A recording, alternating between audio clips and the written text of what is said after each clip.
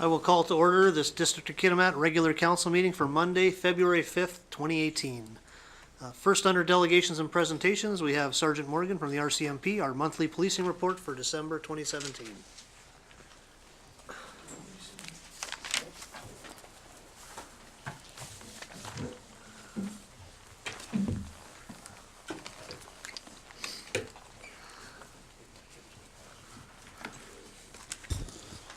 Good evening, Your Worship and Council. Before I start, I'd just like to acknowledge the District of Kitimat Public Works Yard and the snow clearing over the past week. Despite all the snow, I think we've only had 2 accidents that were reported to us. Considering we often talk about road safety, that's playing a big part towards that. In terms of our human resources, we do have currently 3 positions vacant. However, we are getting 3 recruits this month. There was also a final decision was made regarding the detachment commander position, which the district had input on too. So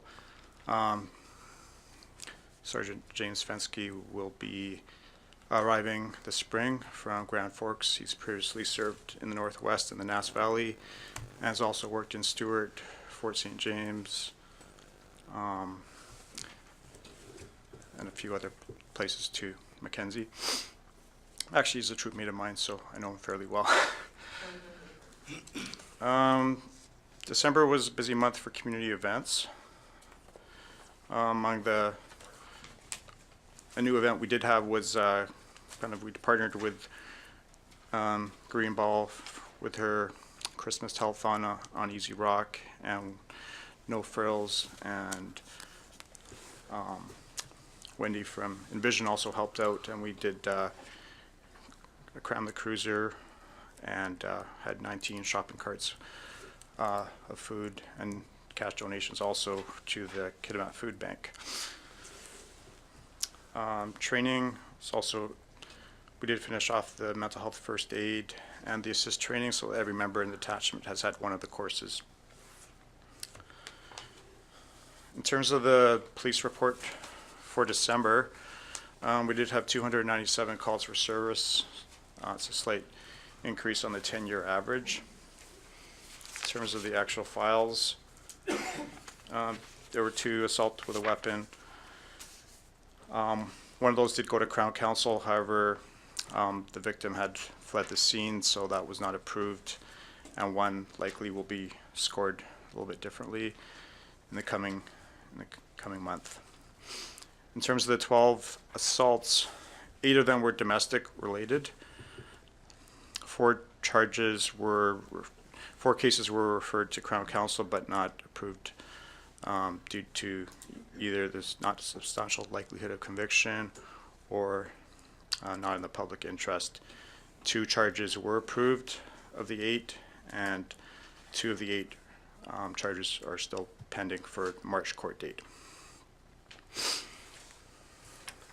In terms of the property crimes, the thefts include a stolen purse from a classroom at an elementary school, iPad from a residence, and 2 of the thefts were actually shoplifting liquor from a liquor store, and charges have been forwarded in those cases.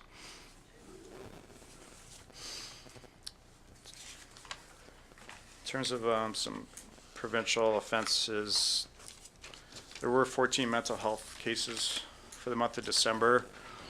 Of those, 2 were emergency apprehensions to the hospital. 1 was assisting the hospital.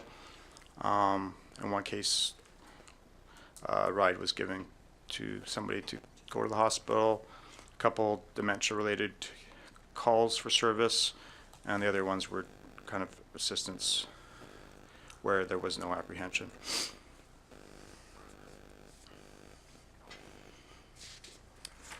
In terms of the prisoner count for December, it was 21. Year to date was up 100 from last year. So I will speak to a media release that went out on January 28th regarding a death that occurred on January 27th. I will fill in a few more details in terms of the fact that the call was received at 4:49 in the morning. It was in the Forest Hills subdivision, and we did report at the time that somebody was run over and a female was deceased. We did call out Major Crime from Prince George to assist us in the investigation, as well as a traffic reconstructionist and our forensic ident section. We have identified the driver of the vehicle, and right now what we're doing is compiling all the information, witness statements, the collision analysis report, the report from the doctor, the hospital, and the autopsy, and we'll be compiling that and presenting a complete case to Crown Counsel to determine what charges are most appropriate. That's all I can really say about the case at this point. That was a busy day. It was the same day as our Guns N' Hoses game. However, I'll speak more about that in 2 weeks' time when I present the January report. Also, would like to introduce Constable Justin Steenhoff, and he'll just say a couple words. Hey, so yeah, like Graham said, my name is Justin Steenhoff. I've been here since beginning of September, so 4 or 5 months. Originally, I grew up from Smithers, and I lived there all my life, so from a small town, and yeah, I was hoping to come back to the north, and got my wish in Kitimat, so. We're happy to answer any other questions. Excellent, thank you. Any questions? Councillor Golfenay. Thank you, Mr. Mayor. Councillor Empanado wants me to ask for your badge number, but I have already done that. I know you're from Smithers, and we met, I think, in September or October when you introduced. Thank you very much. I really appreciated your report on that issue, and I realize that's all you can say, but that was very substantial. I really appreciate it. I understand that you do have at least one new constable, brand new, and you mentioned the Guns and Hoses, because I thought that was an extremely good thing to do. That young man was in Red Surge while other members were playing hockey. He circulated around and was very good in engaging, and I found out he was, I think another member of the gallery mentioned that was his first shift in Kitimat, and he was in Red Surge meeting people at that hockey game. I thought that was a really great call on his behalf and yours, allowing him to do that, his first shift. So I really want to praise you. I think that's great. A question on your report. The sexual assaults, for the year, they're higher than last year by a substantial amount. I know you spoke about the common assaults, but aggravated assault with weapons, they're up for the year as well. Could you fill us in? Regarding those sexual assaults, we have seen some vulnerable youth be the victim of those cases.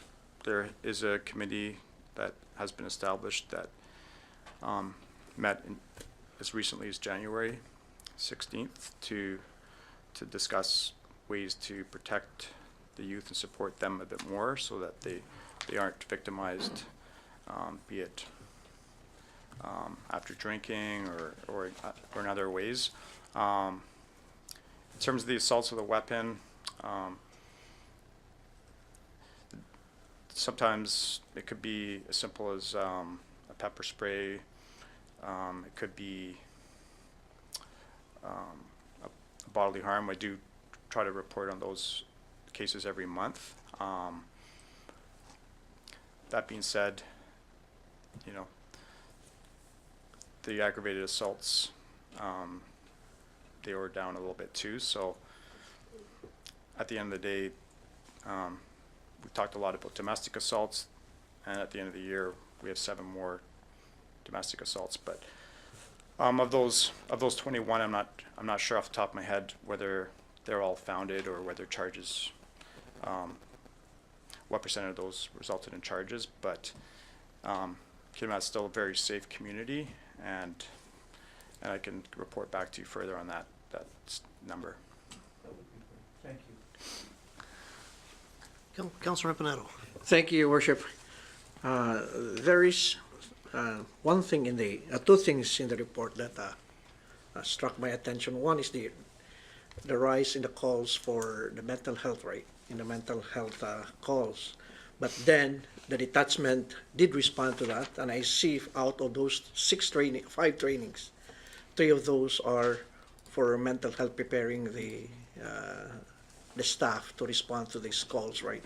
Like Road to Mental Health Readiness, Assist, Applied Suicide Intervention, and of course those first aid training in mental health. So it's good to see that the detachment is responding to the need, and then preparing the staff to respond to those needs. Thank you for that, and it's nice to see that. Okay. Well, thank you for the comment.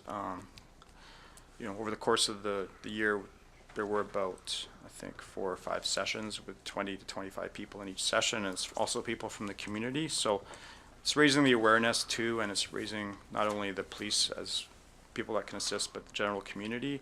And it's sometimes somebody calling for a friend in need is a good thing, and they can get the help they need and get better. So I don't always necessarily think it's a bad thing. It's the medical, the doctors and that help, and sometimes people do go outside the community for help, such as the Prince George, where the youth go for mental health treatment. So. Anybody else? Okay, hearing none. Thank you very much for the presentation, and welcome to Kitimat, Constable Steinhoff. Thank you.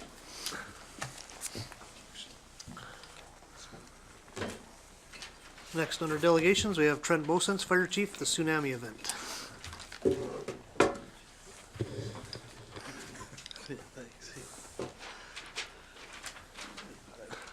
Yes, thank you. I think I'm first going to try to kind of cruise through the PowerPoint that was created, and it's there for more of a visual than it is more than I'm going to speak on it. So I think what I want to start with on this situation or this event was what really a tsunami is and what we envision it as, and really what is it going to look like as it comes up the Douglas Channel towards Kitimat. So typically, we know where tsunamis are known for is the big wave that's created by a seismic event in a deep water of our oceans.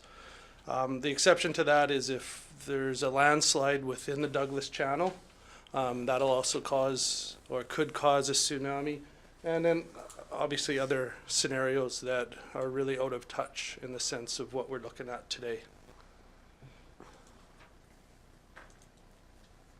So when we look at that and we look at the tsunami, we ask ourselves, how will it affect Kitimat? What does that look like? What does Kitimat look like in the sense of our terrain, in the sense of where we're located? And not only that, but also we look at the event itself, the seismic event itself, the locations of that, and obviously the size of it. So we have 2 threats in the sense of what we consider is seismic activity, and one of them is up off the coast of Haida Gwaii and kind of north into Alaska. And the other seismic events that we really monitor and that we keep a close eye on is the ones that run down the west coast of British Columbia from the tip of the Vancouver Island all the way down to California. So those are the 2 that we really focus on, and those are the 2 that are really going to have the effects that we've seen currently and in the past. So looking at those 2 tsunamis, or those 2 fault lines that we are looking at, we we come up with, and this is the province that come up with this. I shouldn't say we. I'm using it as I'm the expert in this, and I'm not. I'm just taking the info that I'm gathered. The province has come up with what we call as planning levels, safety levels, and run-ups, and wave heights, and all that. So they've done their studies, they've done their activity, whatever that those seismic individuals do, and they figure out exactly, I mean, as close as they can. I shouldn't say exactly either. They predict what they can in the sense of when the event happens, how far up the coastline is it going to go, and what is our run up, and then what's our safety factor. So we run off of these meters. So right now for us is we're looking at a 4 meter, potentially a 2 to 4 meter wave with a 6 meter run up, or sorry, a 2 to 4 meter wave with a 4 meter run up with a 6 meter safety factor. So we consider that, and I've also included an 8 meter.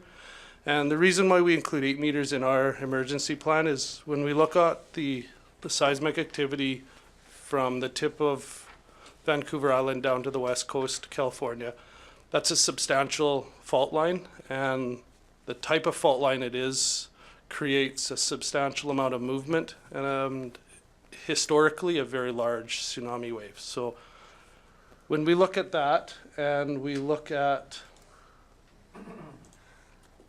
how we're situated in the Douglas Channel, the Haida Gwaii, the Queen Charlotte fault line that runs is called a slip slide. Creates very little tsunami activity. In fact, it was at one time it didn't think it created a tsunami at all, and then in the most recent 2012 activity that we've had there, it proved them wrong, and it did generate a small tsunami. So now they're saying it will create a tsunami, that slip slide motion. And when we look at it and where we're situated in Kitimat, it's going to be there won't be a tidal wave. There won't be this large tsunami wave that everybody thinks. It's going to be a surge of water that comes in, and it is absorbed by a lot of what we see, a lot of the islands. We got a big island, obviously, Haida Gwaii, that's serving protection for us as well. So I can't say it's not a threat, but it's a minimal threat. Now the other way, when we go down the coastline towards California, towards the island, substantially larger fault line, substantially devastating effects from that fault line. And it's a subduction fault line is what they call those. And basically that's the Juan de Fuca fault versus the North American fault. And one's trying to go underneath the other. And of course, the smaller fault line, the Juan de Fuca fault, is trying to go underneath that North America fault line, and it's stuck. So they're predicting that it hasn't moved in a number of years, and when it does finally release its energy, one's going to drop, and they're expecting at least a 20-meter drop on that. So that's a substantial amount of water being displaced in a very short period of time. Added on top of that is the amount of shaking, because they're anticipating a very large, they're calling it a megathrust. So they're anticipating a very large earthquake and a very prolonged earthquake. So typically our earthquakes, they shake for a matter of a few seconds, up to a minute, and they're done, and then we'll get our aftershocks. They're predicting the Cascadia fault line, or the one that runs down west, they're looking at minutes it's going to shake, and substantial shaking. So we're really concerned with that one. We get a different kind of air shot, if you could say. We got a different angle that wave coming up. So we're planning for an 8 meter. So again, when we look at where these earthquakes are taking place at the time we get them, that's where we determine what we're running off of, whether it's going to be a 6 or an 8 meter tight safety factor. So.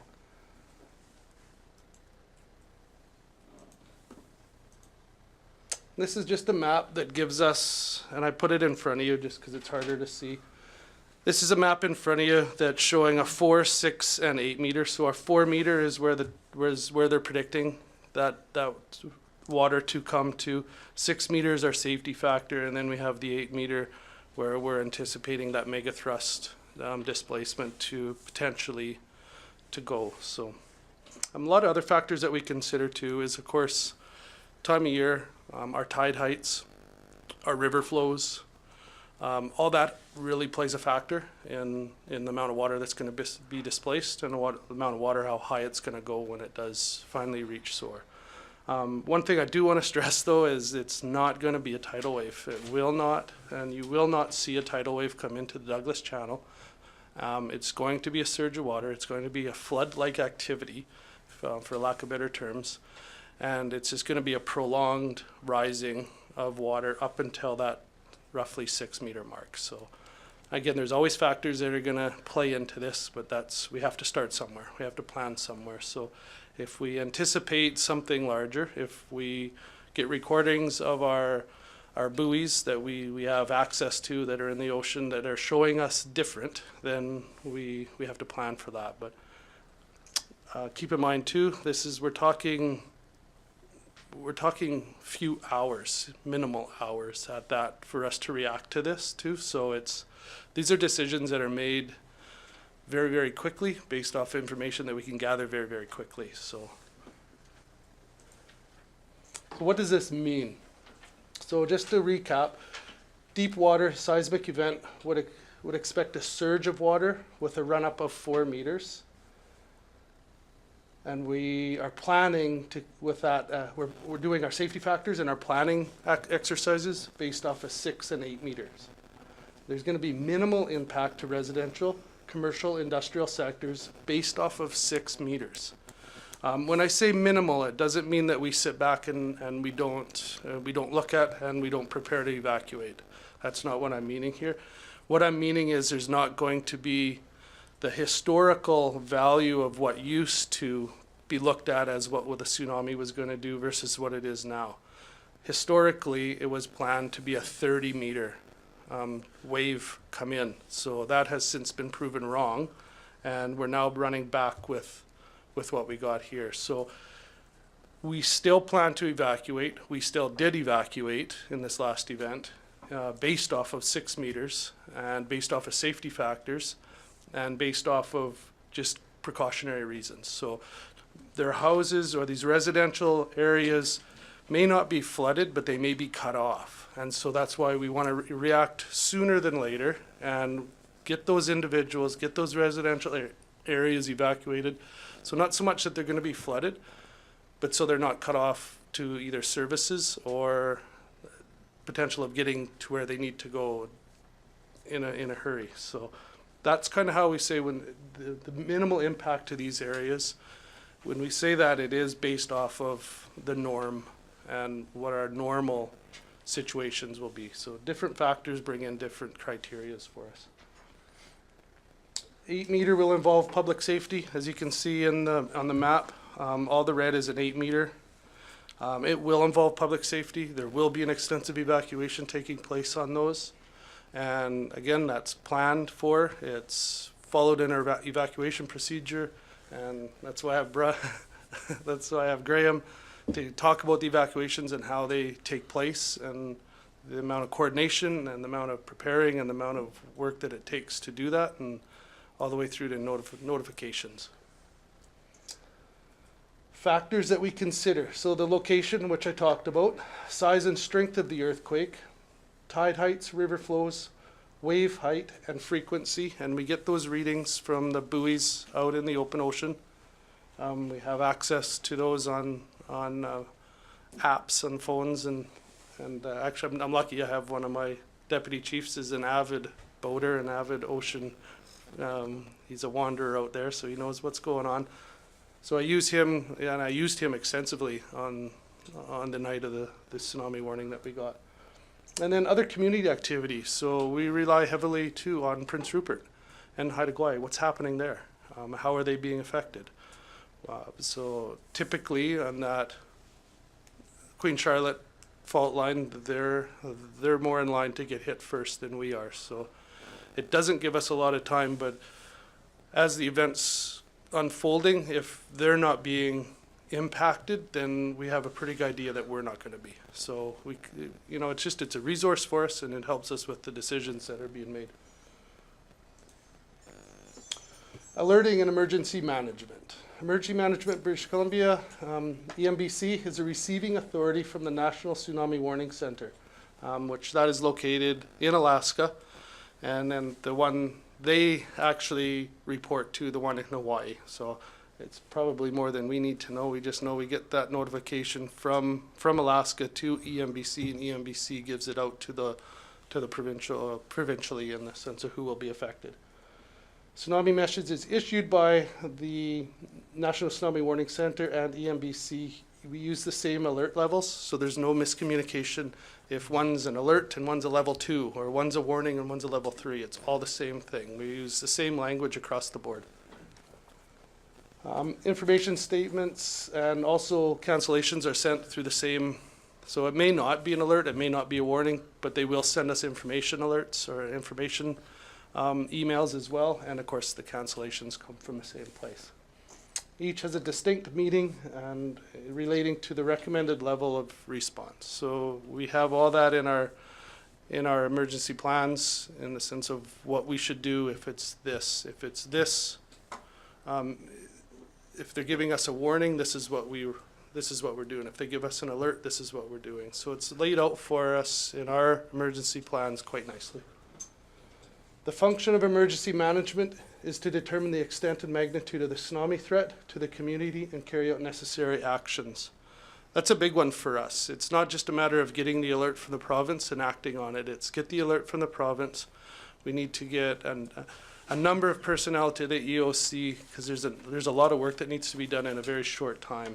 So we don't just react to what it is that we're getting from an email or from a text message that we get from the province. It's the one from the province activates us, and instantly looking on my phone to see where it is and what's it at, and then start making phone calls to get everybody to the EOC so we can hopefully not have to evacuate, but if we can react to whichever way we need to.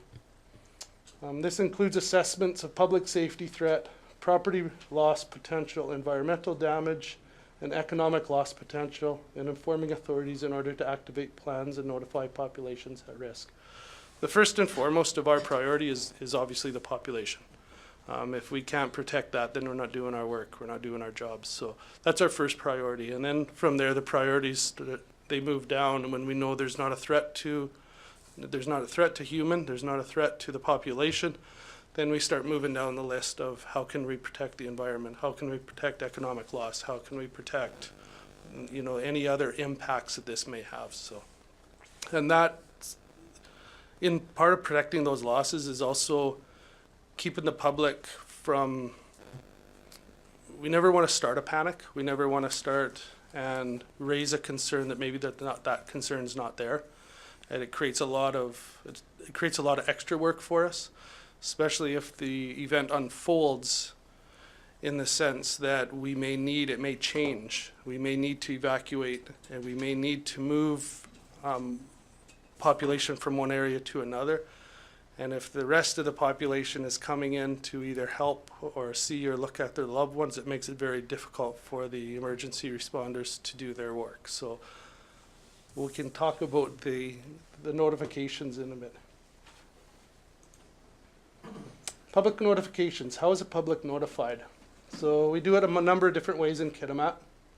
Rapid Notify.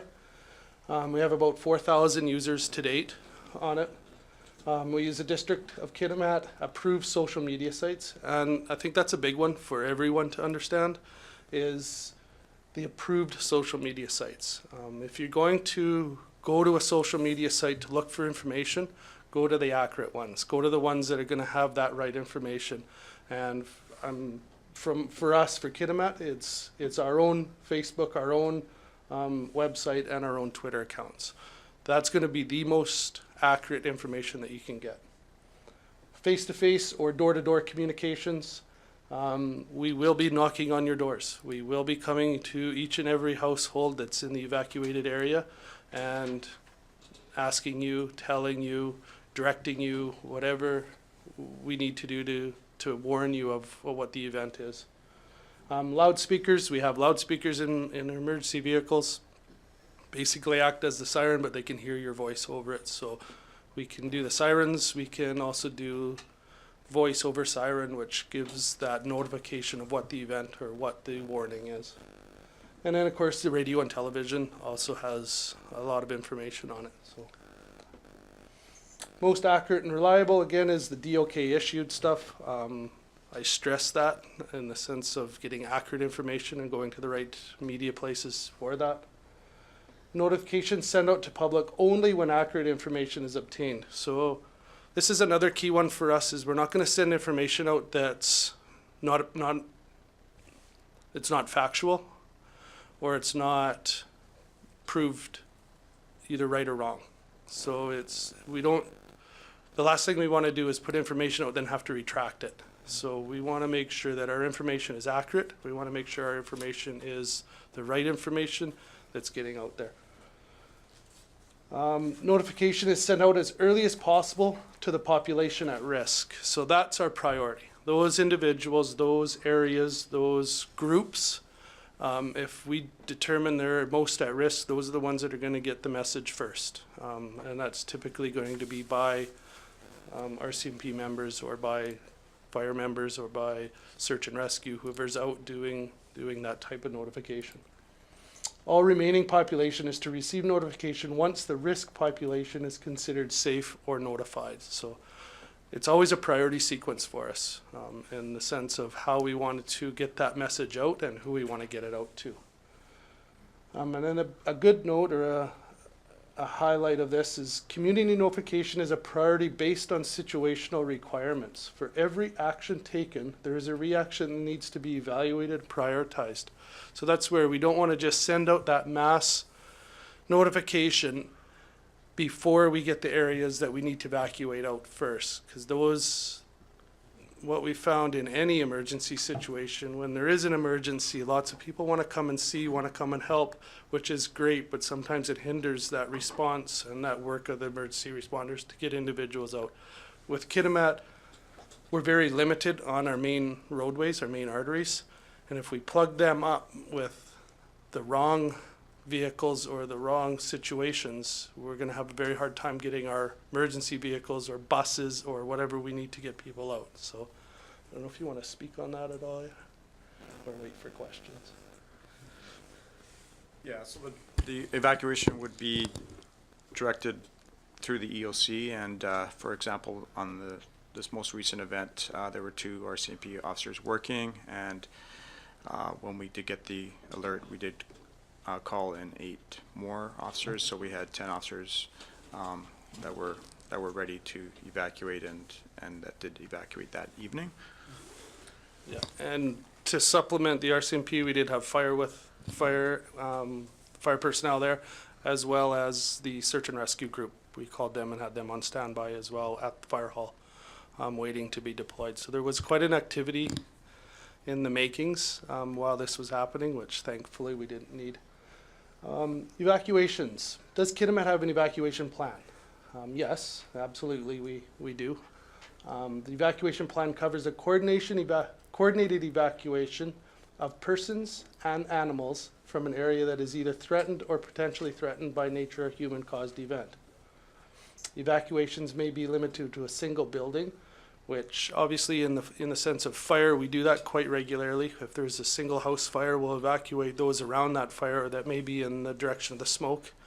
So we activate this plan pretty much on every fire we go to, in the sense of, but it's small, but it's still disrupting somebody else's life, and we keep an eye on that. We don't like to do that.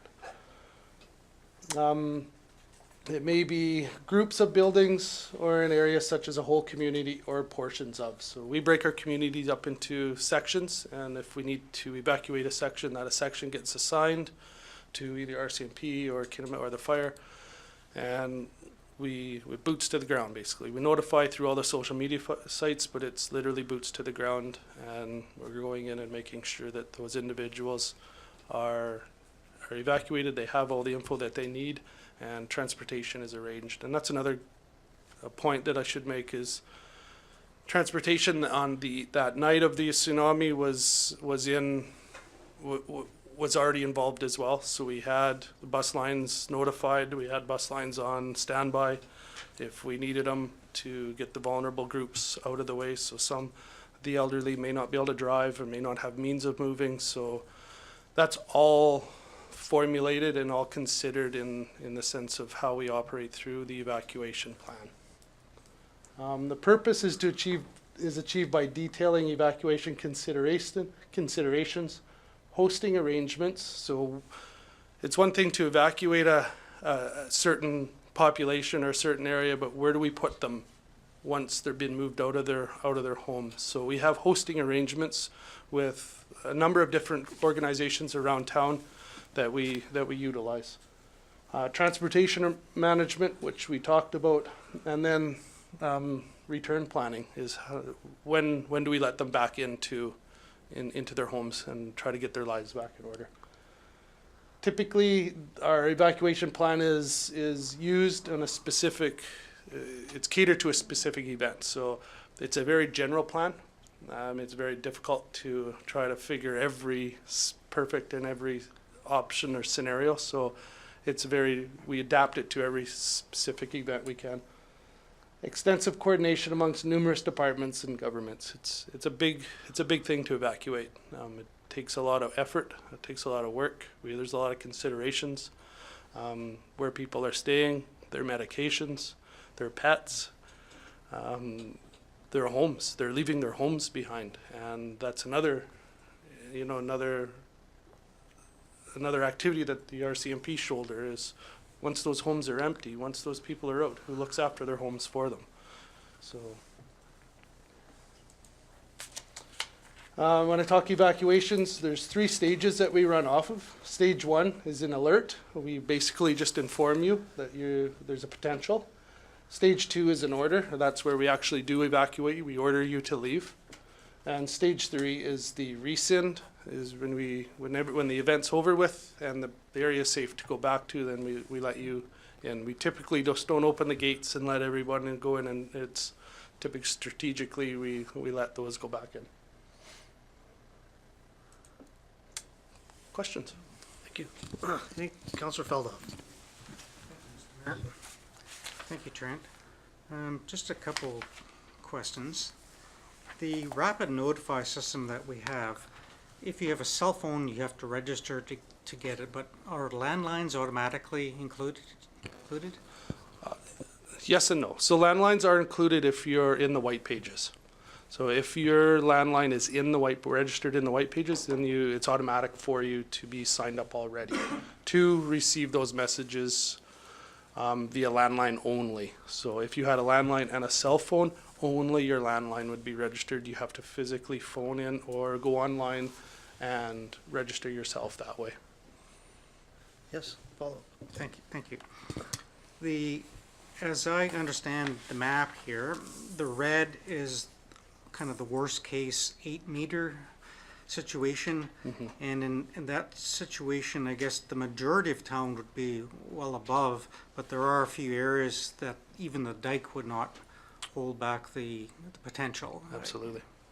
And that's in a kind of this mega thrust scenario that they're being anticipating might hit Vancouver area tomorrow, might be another 100 years. Might be another 100 years, absolutely. Yeah. Okay.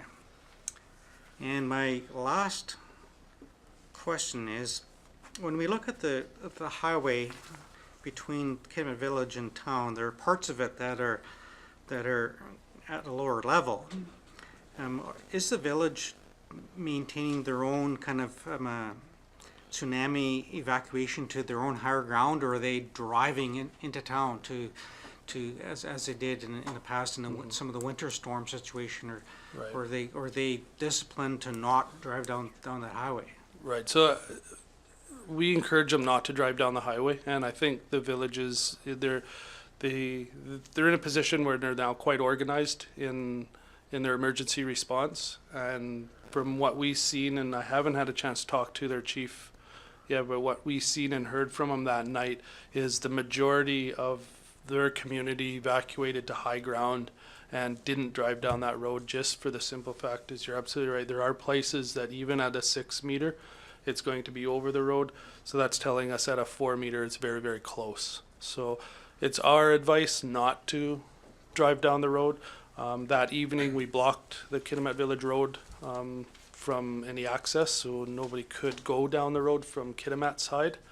That was, but yeah, again, I didn't talk to their fire chief, but they're very well established now in the sense of their emergency response and how they have their sirens that they've activated, and from what we know of that night, they evacuated very well to higher ground. Thank you. Anybody else? Okay, Trent, this weekend we had an event, of course, where basically cell phones were out, regular phones were out, depending on what service you had. Now, you talked about loudspeakers. How long would it take you, though, do you have enough loudspeakers in vehicles that if you had to go possibly all around town for something else other than a potential flooding event, are you set up to do something like that if you had to in a rush? Right, so all my emergency vehicles have loudspeakers in them, so it would just be, I mean, we're limited to the amount of vehicles we have, Yeah. and of course, we would utilize RCMP as well, or RCMP would utilize us, because I would put the evacuation part on Graham's shoulders there, but time-wise, I couldn't give you an accurate number on that. Again, it takes a lot of organizing, it takes a lot of planning, and the plan helps. So our evacuation plan helps because we got it sectored out already, so we can assign different sectors, but it's, I mean, obviously it's not going to be driving down the street quite fast with the loudspeaker. We're going to be going at a slower pace so that message is heard and that message is understood. So it doesn't help the cause if there's only half a message or only half the message is heard, because it just creates panic, and that's the last thing that we want to do in this situation. Excellent. Thank you. Well, yeah, I'm not exactly sure the timeframe. I can maybe try to ask. There's obviously Williams Lake was evacuated this summer. I wasn't involved in the initial evacuation, but there may be some data from other communities. Okay, thank you. Councillor Goldfinay. Thank you, Mr. Mayor. Thanks for the report. I know a lot of people remember during the Cold War, we had 2 strategic sirens in the community. One down the hill, Kildala, by the school, and the other one was up, I believe, by the Pentecostal church. Have you considered for a tsunami having a siren possibly in Kildala? And I know you did touch that you don't want to alert too soon that whole neighborhood, but have you considered a siren as a last resort? Right. Yeah, so again, I want to stress that every event is going to dictate the need or the necessity to evacuate and how quickly to evacuate. So the quicker we need to evacuate, the more resources we need to put at that, and the more resources we have, the better it's going to be. I know prior to my assignment of the emergency program coordinator, when Bob McLeod was in the position, and I was working alongside of him as the fire chief, we looked at this extensively. We reviewed, I'm telling you, I was so tired of reading about sirens, but it was great information. It really made us look at what the ideal situation was for Kitimat. And when we looked at it and we looked at those affected areas for the tsunami end of things, it just didn't make sense to us to have a siren, to invest and have that siren in that location for the really minimal impact that it was going to have. The problem with sirens these days is a number of different reasons. Most of it is the housing construction, what we build our houses out of now, how well we seal them up, how well our windows are sealed, and then it's all that spin-off from that is when you're sleeping in the middle of the night, what are you hearing? If you are hearing impaired at all, you may not get that message. So when we looked at it, we have to go into that area and evacuate anyway. So there's a number of different quicker ways that we found, and Rapid Notify is one where it gets there instantly and it has that message right in front of you. It tells you exactly what you what is coming, what the event is. Now, the downfall to that is not everybody has their phones beside them. So that's where that landline combination, landline, text messages, all those different avenues come into play. So we looked at sirens, we just didn't see it fitting for the way Kitimat's situated.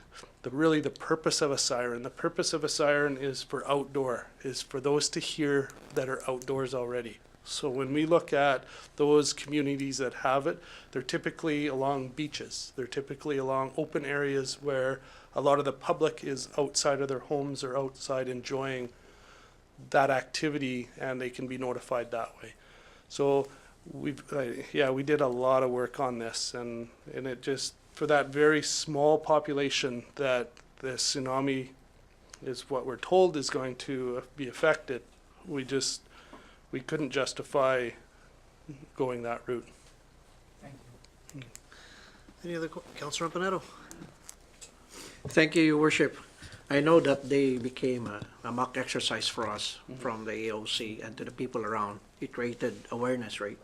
And then it educated some people, and then, of course, information from the district went in there that we are prepared. So you gave us a stat of 4,000 with our rapid notification system. With that, has it increased, or was it just 4,000, or it is increasing? Because, I mean, people were coming to me, hey, how should I be enrolled? And I told them to go into the district and enroll yourself, Right. and you just ask him. So has that number increased from that, right? Yeah, absolutely it has. I Thank can let Mike So speak on that. that 4,000 number, that includes registrants from the white pages. So we have about 1,000 people that have actually registered for the Rapid Fire Notify. And of that, we had about 300 people register right following the tsunami incident. And we still are putting a push out there in terms of notifying the public that this option is available. And this is the best possible source to receive information in an emergency situation. So we encourage people to sign up for Rapid Notify at kitimat.ca/alerts. Thank you. Yes, Councilor Gofané? Thank you, Mr. Mayor. You've used the acronym EOC. I find that a lot of people do not understand what that means, and I think it's a very, very effective institution in Kitimat that a lot of people don't know what it is, who staffs it, where is it, and how do you react to staff the EOC? Right. So, good question. So I catch myself with acronyms a lot. So EOC is Emergency Operations Center. It's located currently, the old council chambers at the fire hall. We've converted those council chambers into an operations center where we can deal with emergencies or these large or major events where we need a lot of administrative operations and all those resources to gather in one specific room to come up with a plan on how we want to deal with that event. So there's Kitimat, so we do HRVA is another acronym. It's something we do, Hazard Risk and Vulnerability Assessments. We do that every couple of years for the district of Kitimat. And what that does is it identifies any of our risks, our hazards, and our vulnerabilities that may be created with those. So with that, we have a binder. I have a binder that has every risk in it that we've identified that has, and from there we make a plan based off of what that identified risk is. So when the EOC is open, when the Emergency Operations Center is opened, we coordinate it with the provincial government.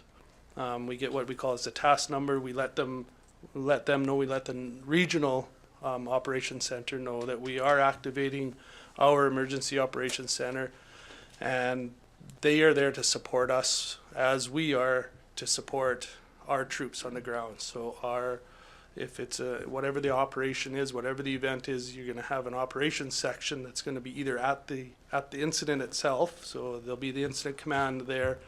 They report up to the Emergency Operations Center, and we just give them all the resources that we can. In the case of a tsunami, where everybody gathers, that's required. So we have different levels of the Operations Center that we open, and those different levels require different personnel and different functions and different resources. So based off the size of the event is really dictates what size of the emergency operations center we want to open. Typically, we stick around with a level 1, and we'll go to a level 2, or worst case scenario where a very large event is a level 3. And we're using pretty much every resource from RCMP to district staff in this operations center based off of their expertise.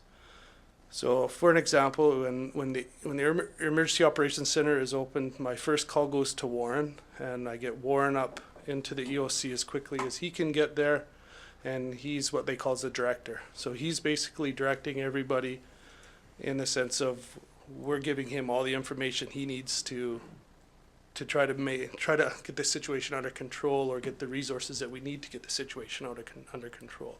So from there, it just kind of filters down. I'm typically what you'd call as a liaison. So I'm talking with a whole bunch of all these different industries, all the different government agents. I'm in communication with them pretty much the entire time that I'm there. And then we go to planning section, we go to logistics section, where we're pulling personnel out of our public works yard. So the purchasing department, they're great in logistics. They know exactly where everything is and where to get it. So we'll put them in a logistics section if we need sandbags, if we need other resources to help the incident commander. Planning section, we use those for short and long-term planning on the effects of the event. So obviously planning with our planning department, they have that mindset already. They already have that outlook they're looking for, so we try to utilize them if they're needed. Operations, of course, the operations section is RCMP, fire, could be search and rescue, could be emergency support services. And that's one thing that I do want to let you know, the ESS that night they were also notified and they were activated, but we're told to stand by, but to just get ready. So that whole night we're waking up volunteers the whole night just to get them on standby on that. So anyway, I just wanted to let you know that ESS is a godsend for the district of Kitimat. So they help a lot of people out when it's needed. So yeah, so the EOC is a very, very large functional group. Everybody's got their own expertise, their own specialized area, and we try to utilize them in that. And it's all predetermined. So we send out organizational charts with each individual in a position already, and we plan for that, we exercise to it, and we train to it. Any further questions? Okay, hearing none, thank you for the presentation.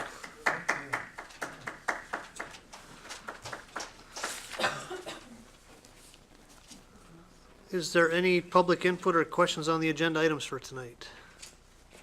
Yes, please come forward.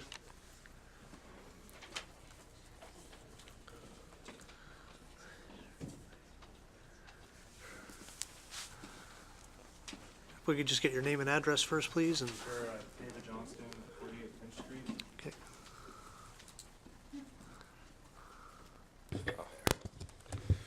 Okay. Good evening, Your Worship and Council. I just wanted to bring this forward. I pretty much know, I've heard feedback from the community that the majority of people in the community are for LNG. So I was involved with planning the town hall meeting last weekend, or 2 weekends ago.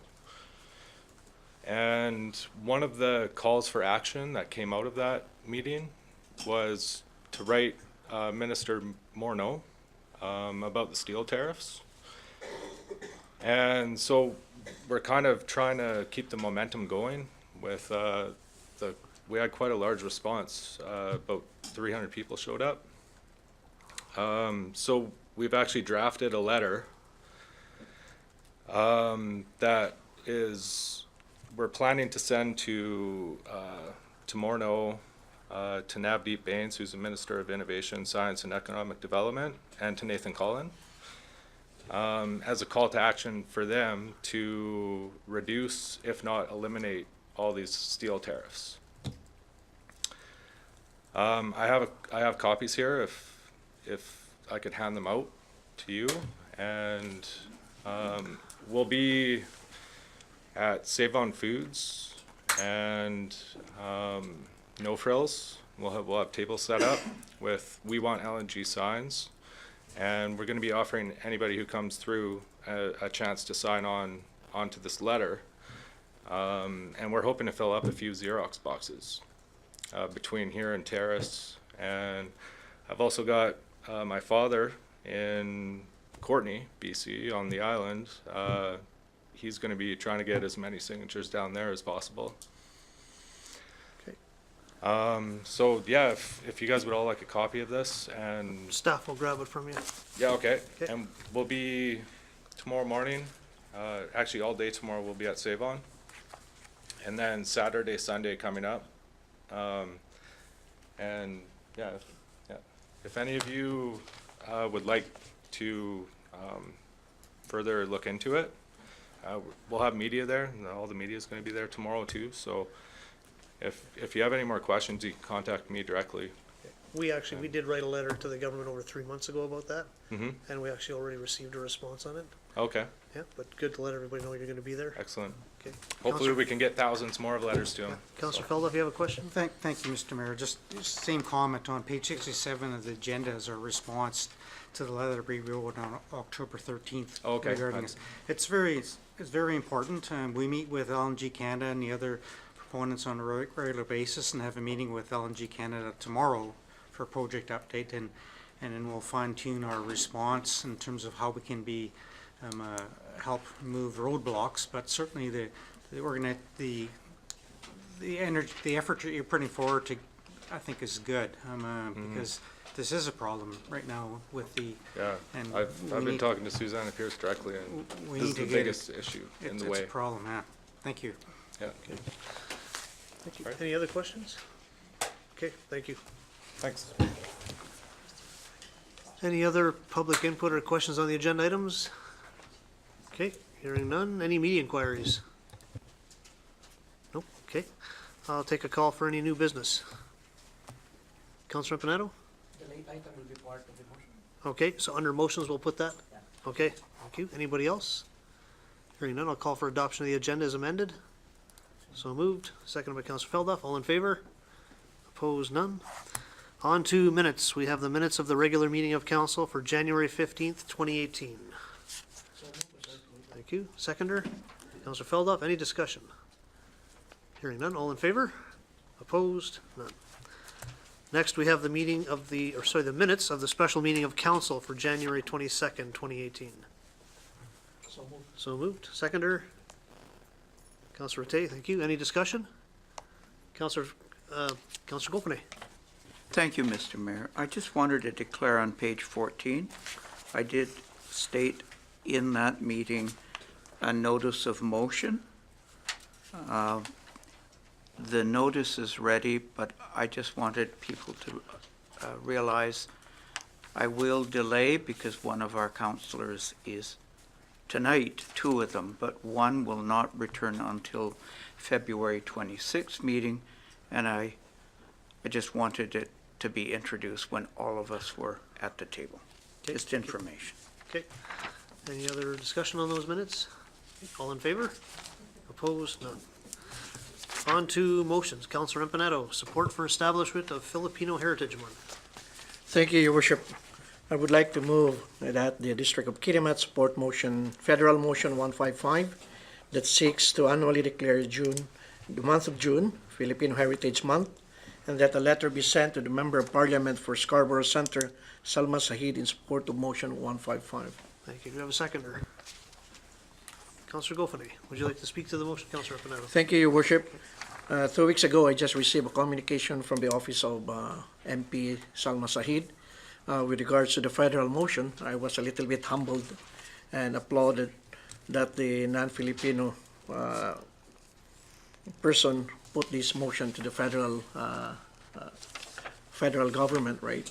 And then I asked also some questions why she put this into the motion, and I received some information from her that in 2016, Statistics Canada, there were about 125 respondents which are coming from that descent. So actually the Filipino community is actually one of the largest growing ethnic coming to Canada.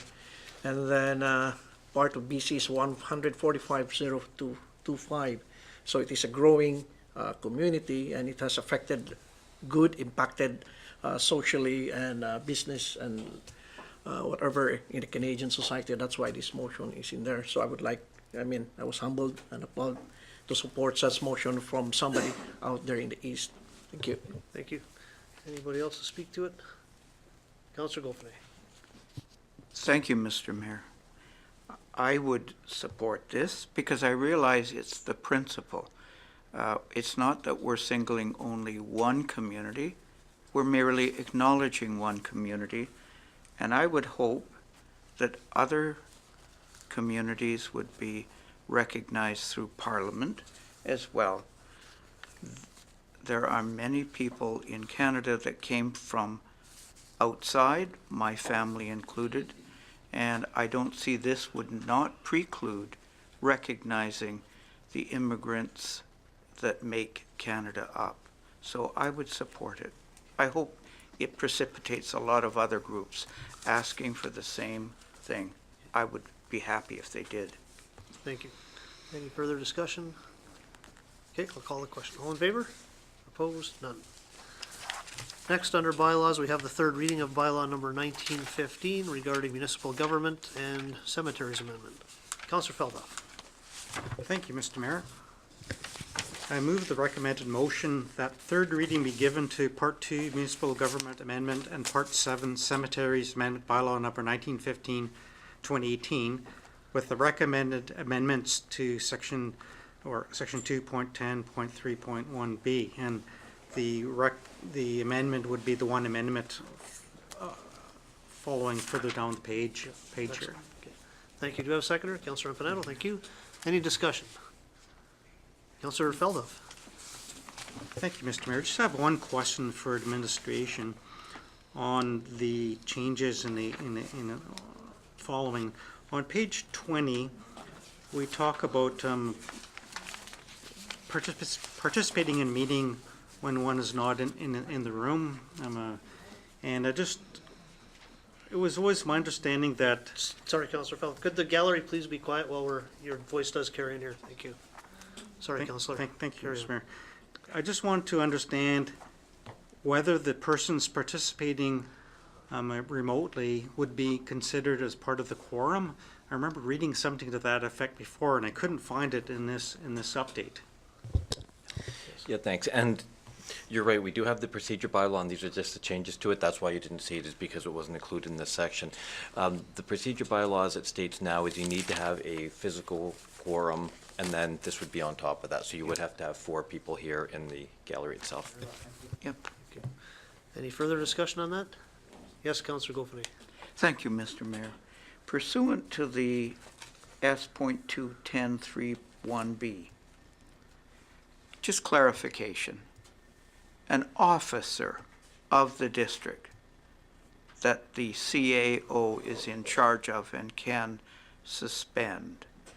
Could you define an officer versus an employee? Yeah, it's officers as per the charter. So there is designated as my position as CAO, and then it's a corporate administration. So it's a corporate administrator, or in this case also the deputy CAO has that role, and that person is deputy. And then also the financial officer and the deputy financial officer are the officers as per the charter. We have other things like bylaw enforcement and approving officers, but those ones aren't included in this. It's just the ones that I had mentioned. Thank you. Thank you. Any further discussion? Okay, hearing none, I'll call the question. All in favor? Opposed? None. Next, we're on to reports and communications. First item is we have a temporary use permit for 1360 Albatross. Councillor Rattay. Thank you, Mr. Mayor. I'll move the recommended motion that the report dated January 17th, 2018, titled Temporary Use Permit picture framing 1360 Albatross Avenue be received for information. Thank you. Do we have a seconder? Councillor Empanetto. Any discussion? Councillor Feldhoff. Thank you, Mr. Mayor. I just want to understand the new process where I understand that in the past, council would make the decisions, but I believe those are being delegated. In this particular case, the APC supported it. There was no comment received from the public, and I believe the decision delegated to staff. Is that correct? Our Director of Community Planning. That's correct. So the ones that would come back to you are ones that are controversial. So this is just an informational item, basically. Correct. And it formerly went to you as an item for information at the back of the agenda, and the administrators recently asked for these kinds of reports to be produced instead. Thank you very much. Any further discussion? Okay, hearing none, I'll call the question. All in favor? Opposed? None. Next, under reports and communications, we have a joint use agreement with School District Number 82.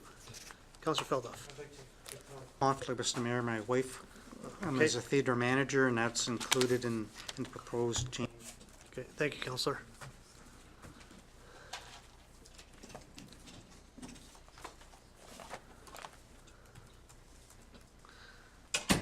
Okay.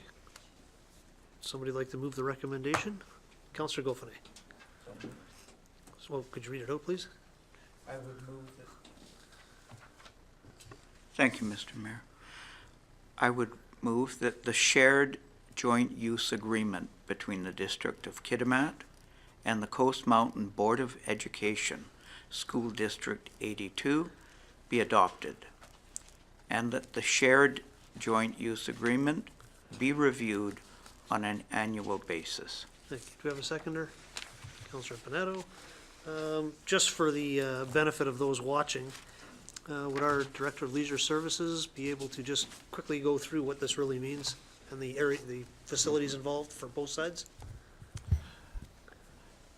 For a short history, for many, many years, the District of Kitimat and the school district had a handshake agreement where they could come and use our facilities at no charge, and we could use theirs at no charge as long as we were not incurring additional costs such as janitorial costs or extra staffing. Our Leisure Services Commission felt about a year and a half ago, maybe a bit more, that it was time that we formalize this agreement. So the school district and the Leisure Services Department have been working on an agreement. We finally came to we agreed on the final terms of the agreement, and so we have brought it forward for council's approval. Basically, it means the same thing, except this time it's now written down, so there is formal responsibility, who's responsible for damages, or who do you book with, and how do you book, and what facilities are up for booking, and things like that. Thank you very much for that. Any further discussion on that? Councillor Goffin. Thank you, Mr. Mayor. Through you to staff, I believe I'm led to believe there's already an existent DOK Mount Elizabeth Theater possible use agreement. Am I correct? And will this joint use agreement between the district and all the facilities impact in any way with what I'm led to believe is a pre-existent joint use agreement with the Mount Elizabeth Theater? Director of Leisure Services? I'll answer the second part of it and let the administrator answer the first part of it. This agreement is meant for use of leisure service programs or activities in the schools, and similar activities from the schools coming into our leisure service facilities. There are a few exceptions, such as the grade 6 conference, which is something that's slightly different, but focuses more on getting the youth ready for attending the high school and building up their activities, letting them know what's available and things like that. It covers things such as swimming, or rental of the pool, public skating. On our end, going the other way, it would mean if we had an event, say at Mount Elizabeth Theater, we wanted to put on a show, or if we wanted to use their gymnasium for a volleyball or maybe dodgeball or something like that, we could book open facilities. So the other agreement, I'll let the CAO speak towards. It's an old agreement which refers to when the Mount Elizabeth Theatre was actually built. Thank you. Yeah, there was a previous agreement that showed with the Mount Elizabeth Theatre, with the cost being in excess of $2 million, who the partners were in that one, and recognized that a few parties put out a large amount of dough for building that one. And so in there, it also just has sections to talk about that the district will provide money to be determined on the annual budget for going forward for operations and for capital of that one. So this is separate in the fact that this is really just the use of it, where the other one recognizes who the original builders were. And for some of the people newer, like myself, to the community, then it gives a good history of it. So that's the original going back when it was built, and then as I say, with the agreement of who were the contributors and how it gets funded. It's still a school-owned facility, and they look after it, but the district just provides funds towards it. Yes, follow-up? Thank you, Mr. Mayor. Just as follow-up to clarify, so the previous Mount Elizabeth agreement would not be adversely affected in any way by this kind of omnibus overriding agreement with the whole district? No, and the other one that we have, it actually was quite an old agreement, and looks like it's been expired for some time now, but everybody's just been doing it on a year-to-year basis beyond that. But it's a standard procedure that we've had for budget purposes. So we do have it there. Would it be time that, as I say, with a lot of agreements, when they expire, it just keeps going along the same route that it had in the past, but no, it doesn't affect it. Thank you. Thank you. Any further questions or comments on that item? Okay, hearing none, I'll call the question. All in favor? Opposed? None.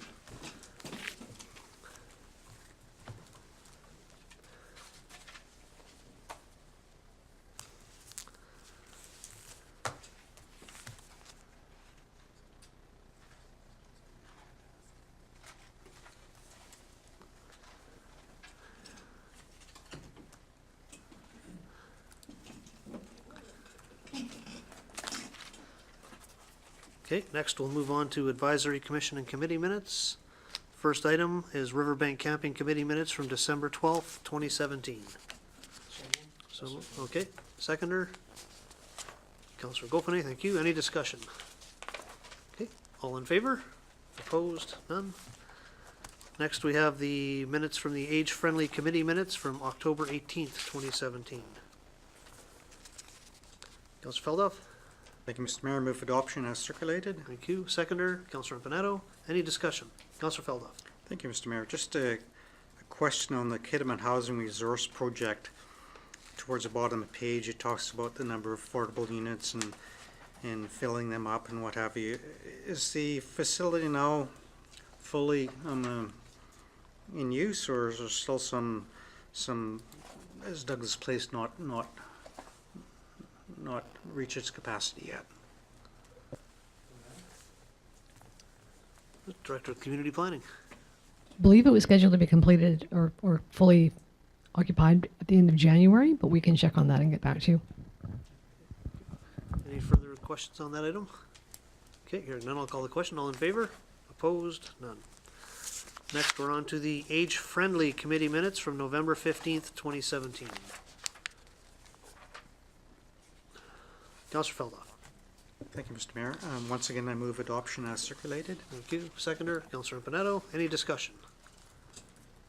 Okay, hearing none, I'll call the question. All in favor? Opposed? None. Next, we have the Advisory Commissions for Person with Disabilities minutes from November 14th, 2017.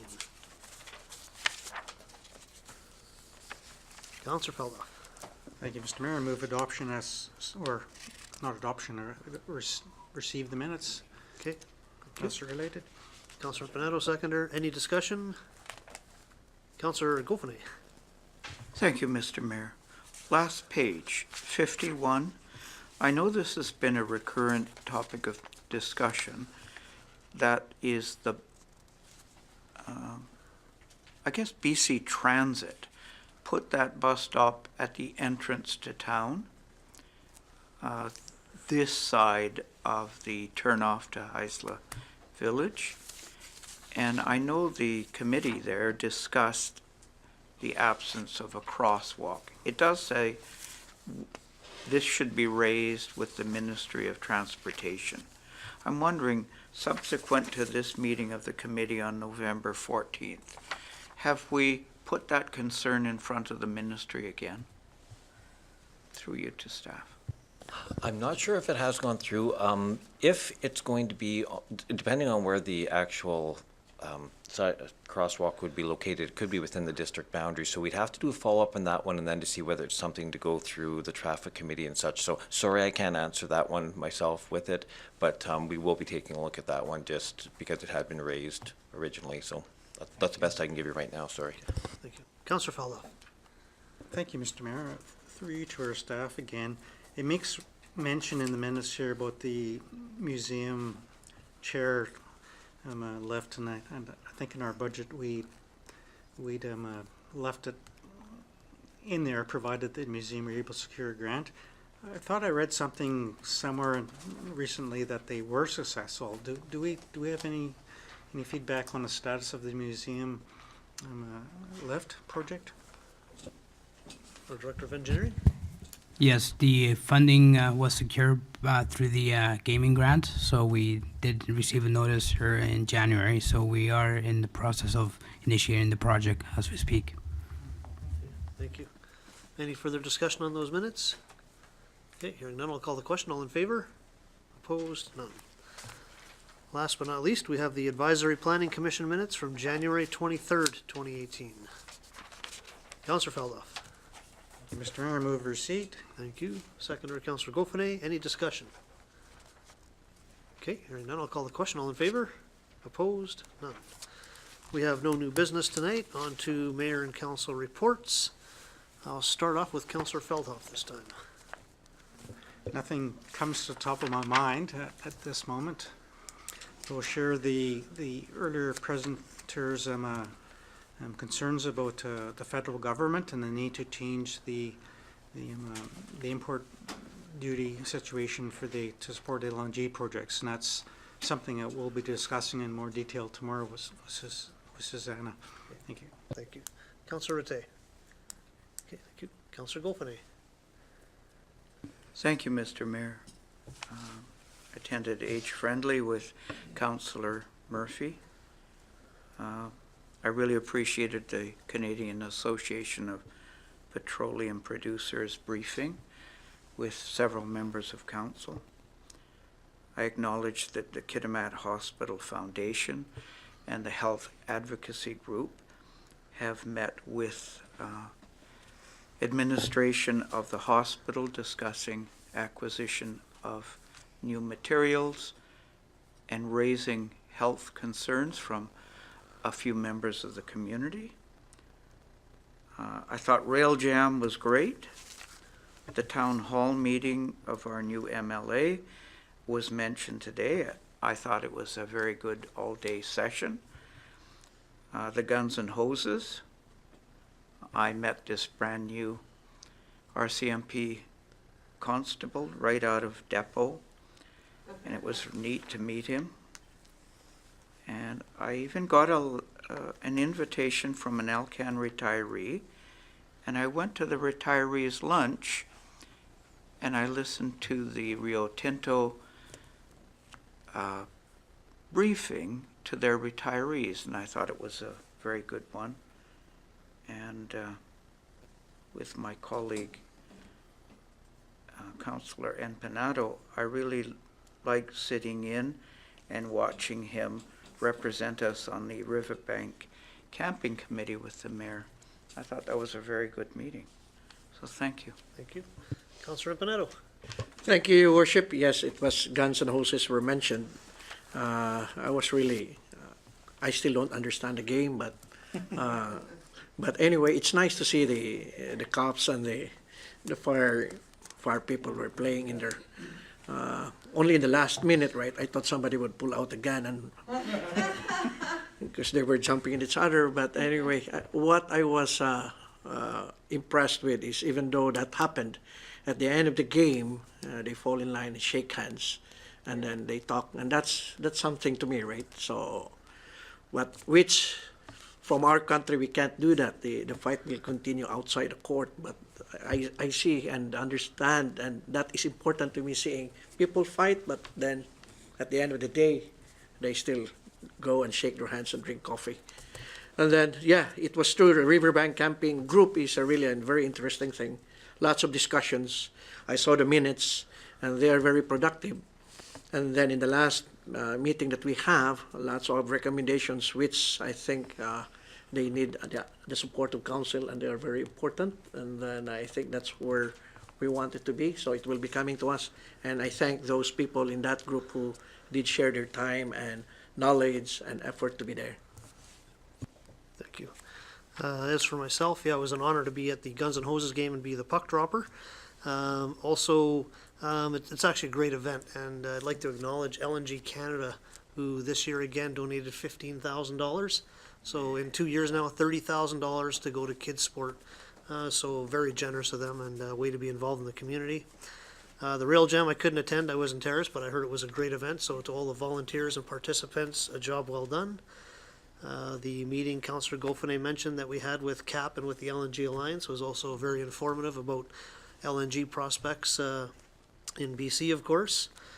And I believe that, that was the highlight of it.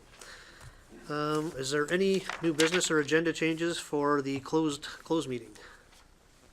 Hearing none, I'll call for adoption of the, oh, actually, there is a change, sorry. Item number 2, the third party, they had to cancel out tonight. So we'll make that change. So I'll call for adoption of the agenda as amended. So moved, seconded, thank you. All in favor? Opposed? None? I'll take a motion to adjourn. So moved, seconded, all in favor? Opposed? None? We'll take a 5-minute break and reconvene at 8.